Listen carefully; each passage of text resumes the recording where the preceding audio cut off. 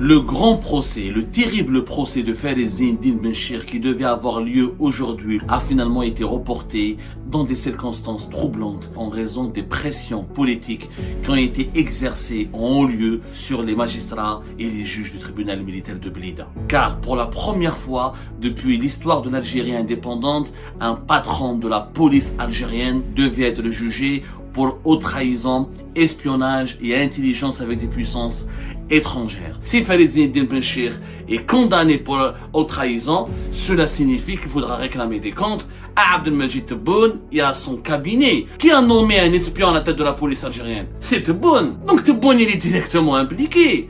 Et si Fares Eddine Benchir est condamné, il y a un risque énorme que Fares Eddine Benchir commence à raconter comment, avec la bénédiction de certains membres du clan Tebboune, il s'est adonné à des opérations de sabotage.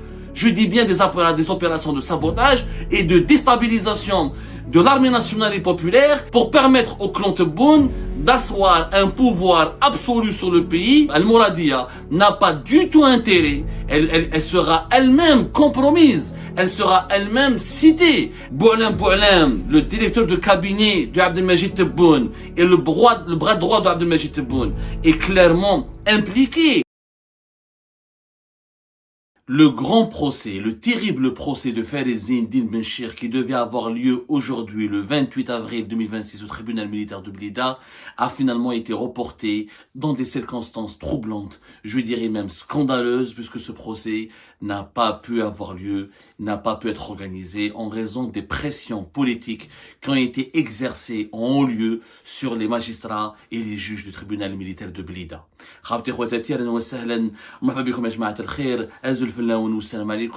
Hier, nous avions partagé avec vous une très longue émission dans laquelle nous vous avons décrypté et expliqué les enjeux inavoués et secrets de ce procès historique, car pour la première fois depuis l'histoire de l'Algérie indépendante, un patron de la police algérienne, à savoir la Direction générale de la Sûreté nationale, la plus importante institution sécuritaire du pays, devait être jugé pour haute trahison, espionnage et intelligence avec des puissances étrangères. C'est exactement l'affaire Fares Eddine Benchir qui devait être étudiée et jugée avec des auditions très longues qui devaient durer jusqu'à pratiquement l'aube. Le procès était prévu aujourd'hui le 28 avril 2026. Le procès se déroulait à huis clos, tellement le dossier il est sensible, tellement les informations qui devaient être étudiées et débattues par les juges et les questions qui devaient être posées aux inculpés relevaient même de la sécurité, de certaines questions qui relevaient de la sécurité nationale.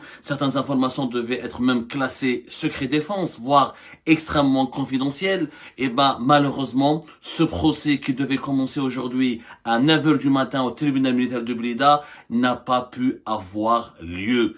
À la surprise générale, les juges ont informé les témoins, les inculpés, que le procès, que l'audience a été reportée à une date ultérieure, mais non déterminée. C'est la première fois que j'entends parler d'un report à une date ultérieure non déterminée. Généralement, quand un procès est reporté, quand les audiences sont reportées, les juges sont forcés ou obligés d'annoncer une date. Voilà, on dit par exemple que les audiences ont été reportées d'ici 2 semaines, vers le mois de mai, vers le mois de juin, 15, 14. Une date précise doit être communiquée en audience pour que les témoins et les inculpés qui ont le droit d'avoir l'information puissent se préparer à leur procès, pour préparer le jour du procès. Les motifs du report peuvent ne pas être explicités, peuvent ne pas être expliqués, mais force est de constater que normalement, si on applique les règles du droit, on doit donner au moins la date du report. Au moins, les inculpés et les témoins doivent savoir quand est-ce qu'ils seront rejugés ou quand est-ce qu'ils devront se présenter au tribunal pour être jugés. Aujourd'hui, vers 11h30, avant même midi, alors que les témoins, les inculpés étaient présents au tribunal militaire de Blida dans une salle verrouillée avec un dispositif sécuritaire et militaire impressionnant. L'audience allait avoir lieu à huis clos, comme on l'a révélé hier. Vers 2-3 heures après, avant même midi, vers 11h30, 11h45, les juges, les magistrats et le président de l'audience, enfin le juge qui devait présider ce procès, qui devait le superviser, annonce le report de l'audience à une date ultérieure et la date sera communiquée ultérieurement aux témoins et aux inculpés. C'est la surprise générale, l'onde de choc parmi au sein des inculpés comme au sein des témoins, puisque personne n'a compris pourquoi ce procès qui est attendu depuis 2 ans. Il faut savoir que l'affaire Farid Zinedine Benchir est en instruction depuis plus de 2 ans. Il y a des personnes qui sont emprisonnées dans cette affaire, comme les frères Ben Nasser. Ils sont emprisonnés, sont incarcérés depuis 2 ans à la prison militaire de Blida. Qui était présent ce matin au tribunal militaire de Blida? Vous avez Farid Zinedine Benchir, sur le banc des accusés. Vous avez les frères Ben Nasser, Boualem Ben Nasser, colonel des services secrets algériens, colonel de la direction de la documentation de la sécurité extérieure, de l'enseignement extérieur algérien, et ancien consul d'Algérie à Alicante en Espagne. Son frère Nasser Ben Nasser, ancien policier, ancien fonctionnaire de la police judiciaire, qui a travaillé notamment à l'aéroport international d'Alger et au niveau de la sûreté urbaine de Belmondraïs. Il y a eu aussi 2 autres fonctionnaires, 2 autres responsables de la DGSN, Tarek Keskes, ancien commissaire divisionnaire responsable de le service central de lutte contre le crime organisé de Saoula, Belaour, Abdelhamid Belaour, dont nous avons parlé hier, l'ancien patron de la cellule de communication de la DGSN, de la police nationale en Algérie.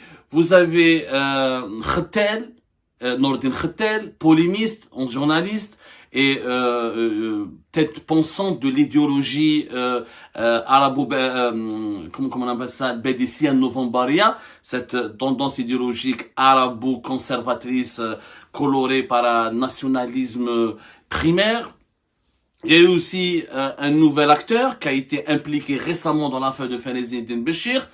C'est le fils du général-major Cherif Zerred, qui s'appelle Hakim Zerred. Cherif Zerred était le collaborateur direct le défunt chef d'état-major de l'armée nationale et populaire Ahmed Gaïd Saleh, le défunt Ahmed Gaïd Saleh. Cherif Zerred était le patron du département emploi et préparation c'est un département stratégique et sensible au niveau du chef d'état-major des forces armées algériennes.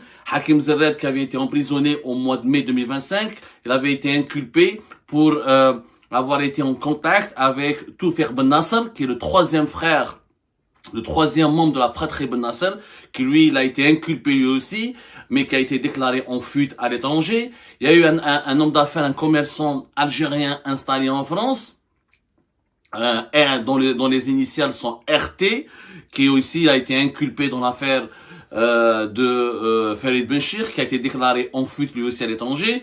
Parmi les témoins, il y a eu le 4e frère, le 4e membre de la fratrie de la famille Ben Nasser, Sid Ahmed Ben Nasser. Donc tout ce beau monde, et il y a eu la sœur aussi, la sœur de Nordin Khettel, qui est une commissaire, une policière, qui a été aussi convoquée en tant que témoin.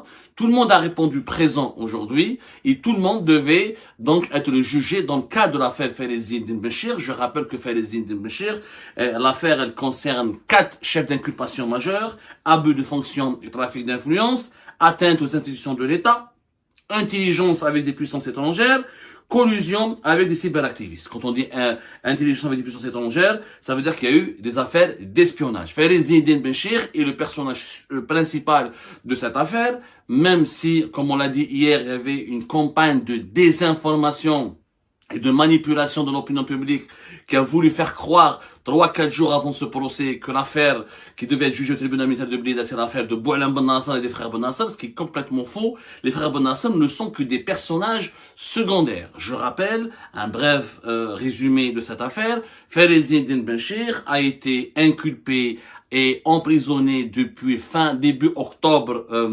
2024.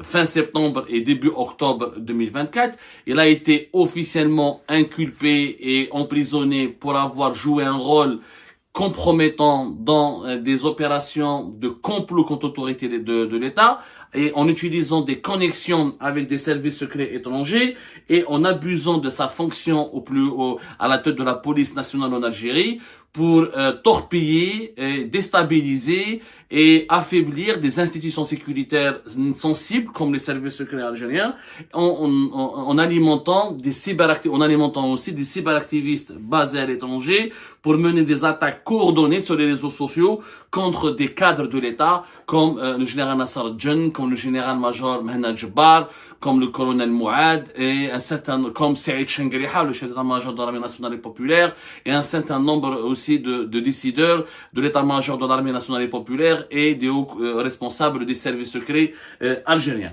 Cette affaire-là, elle est extrêmement grave. Quand on dit intelligence avec des puissances étrangères, cela suppose qu'il y a eu des connexions suspectes avec, dans le dossier de Farid Benchir, un ancien ambassadeur de France, il est cité, plus un ancien attaché de la sécurité intérieure de l'ambassade de France, il est aussi cité, comme étant des agents traitants qui entretenaient des liens directs avec Farid Benchir, et certaines sources même parlent de transmission d'informations sensibles qui ont été des informations sensibles qui ont été donc transmises par Farid Benchir à ses agents traitants des services secrets français. Ça figure clairement dans le dossier. En plus, bien sûr, de cette atteinte aux institutions de l'État, il est reproché en fait à Farid Benchir d'avoir conduit tout ce réseau dont les membres ont été présentés aujourd'hui devant le tribunal militaire de Blida pour orchestrer des campagnes de déstabilisation visant des hauts responsables de l'armée et certains responsables politiques du gouvernement. C'est une affaire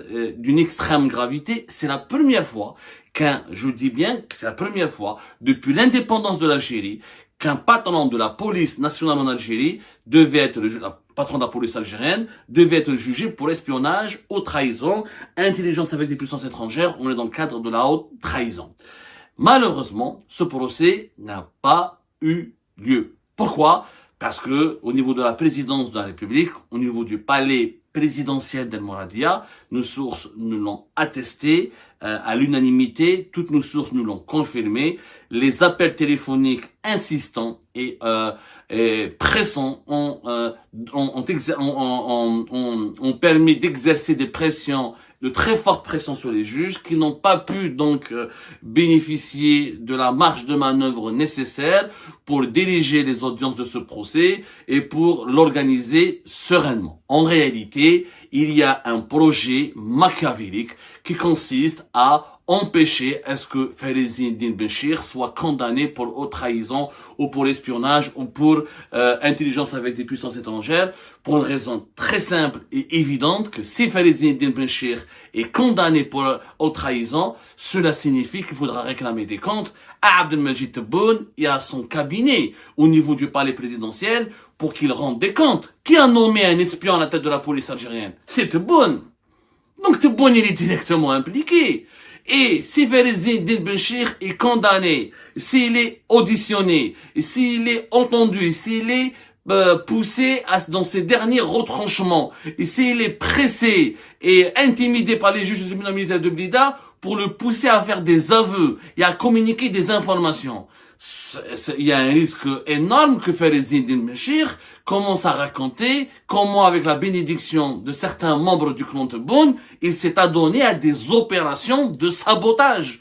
Je dis bien des opérations de sabotage et de déstabilisation de l'armée nationale et populaire et des services secrets algériens pour permettre au clan Tebboune d'asseoir un pouvoir absolu sur le pays sans qu'il y ait sans un moindre concurrence, sans le moindre partage, sans qu'il y ait le moindre contre-pouvoir. Mais pour arriver à une telle fin, il fallait utiliser des officines étrangères et utiliser des cyberactivistes basés à l'étranger et falsifier ou détourner des informations classées confidentielles au secret défense pour justement affaiblir et déstabiliser les responsables militaires qui étaient ciblés par cette offensive tout simplement machiavélique dont le but était encore une fois de provoquer un coup d'État à l'intérieur du régime, puisque d'habitude les coups d'État c'est pour renverser les présidents. L'affaire Farid Benchir nous apprend que les coups d'État peuvent servir aussi à renverser l'institution militaire, à renverser les appareils sécuritaires les plus stratégiques d'un État qui sont censés le protéger contre les ingérences étrangères et contre les violations de la sécurité nationale et qui sont censés servir de contre-pouvoir pour empêcher les dérives et les abus d'une présidence qui peut se transformer en un pouvoir ou une autorité tyrannique. C'est ça le cœur de l'affaire Fares Eddine Ben Bechir. La présidence, Al-Mouradia, n'a pas du tout intérêt. Elle sera elle-même compromise. Elle sera elle-même citée. Elle sera elle-même entraînée dans le sillage chaotique de cette affaire. Fares Eddine Ben Bechir n'aurait jamais commis ses forfaits s'il n'avait pas obtenu le feu vert ou s'il n'avait pas des alliés au plus haut sommet du clan Tebboune. Boualem, le directeur de cabinet de Abdelmajid Tebboune et le bras droit d'Abdelmajid Tebboune est clairement impliqué. Il est aussi responsable puisqu'il avait, Fares Eddine Ben Bechir lui rendait des comptes directement. Et Fares Eddine Ben Bechir proposait des actions maléfiques, des actions machiavéliques, des plans d'attaque dangereux afin de neutraliser les autres composants du régime algérien afin de permettre au clan Tebboune de régner en maître absolu sur le pays. Ces propositions étaient formulées auprès de Boualem et auprès d'Abdelmajid Tebboune. Abdelmajid Tebboune ne peut pas dire que j'ignorais que Fares Eddine Ben Bechir était un espion, puisque nous, Algérie Pat, on l'a révélé. On l'a révélé. Nous avons révélé comment il a fait une carte de résidence en France en 2015. Comment il a fait un mariage blanc avec une néerlandaise pour avoir un statut en France. Comment il a fait pour investir dans des restaurants et des biens immobiliers ici en France. Et nous avions même expliqué avec des dates, avec des noms, avec des faits qui étaient vérifiables, comment il échangeait avec des formateurs et des analystes des services secrets occidentaux et israéliens. Et malgré cela, Abdelmajid Tebboune a maintenu Fares Eddine Ben Bechir comme membre à part entière du Haut Conseil de sécurité nationale. Un espion, membre du Haut Conseil de sécurité nationale. C'est du jamais vu. Même Netflix n'aurait pas imaginé un tel scénario pour une série d'espionnage. Abdelmajid Tebboune a défendu Fares Eddine Ben Bechir jusqu'au bout. Il a consenti à le limoger qu'à la suite des scandales au niveau des aéroports algériens, quand des migrants clandestins au début de l'année 2024 ont pu s'infiltrer dans des avions d'Air Algérie, déjouant de façon inexpliquée, de façon inattendue et de façon je dirais même extravagante les dispositifs de la police algérienne et ils se sont cachés dans des zones sensibles des avions algériens. Et à l'époque on a tous dit, mais imaginez si c'était des terroristes, si c'était des kamikazes, ils auraient pu faire exploser des avions entiers provoquant un bain de sang, une dizaine de morts. Et face à ces défaillances dramatiques et tragiques, Abdelmajid Tebboune n'avait plus le choix. Il a été forcé de démettre de ses fonctions Fares Eddine Ben Bechir. Mais de 2023 à 2024, en dépit de nos révélations, en dépit des documents que nous avons révélés, en dépit des enquêtes menées par les services de renseignement, notamment les services de renseignement intérieur, la DGSI, malgré tous les rapports qui ont été remis à Abdelmajid Tebboune et à son cabinet Boualem, Fares Eddine Ben Bechir, il a été maintenu dans ses fonctions. Un président et son cabinet qui protège un traître, qui maintiennent à la tête de la police nationale en Algérie un espion. Donc il y a une forme de complicité. Il y a une forme de passivité, mais qui pourrait être assimilée à la complicité. La présidence algérienne a tout fait pour empêcher le procès d'aujourd'hui, ce 28 avril 2026. A tout fait pour l'empêcher. On ne veut pas que la justice militaire juge Fares Eddine Ben Bechir. La présidence algérienne, elle essaye de noyer cette affaire dans un verre de faits divers. On essaye de nous faire croire et de nous manipuler toute l'opinion publique pour porter le chapeau de l'ensemble de la responsabilité de cette affaire au frère Ben Nasser. On veut nous faire croire il y a que le colonel Boualem Ben Nasser qui est dans un excès de jalousie ou enfermé ou piégé ou dans la tentation de ces jeux de rivalité au sein du renseignement extérieur.